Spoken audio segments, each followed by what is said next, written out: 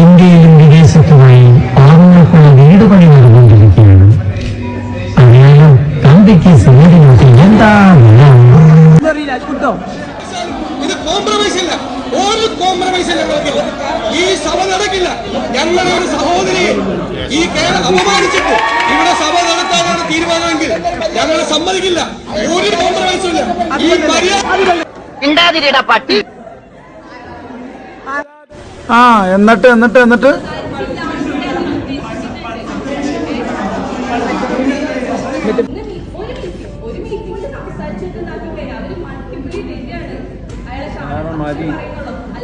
മിണ്ടാതിരിക്കാം, കുറച്ച് കഴിയുമ്പോ പോവുമായിരിക്കും.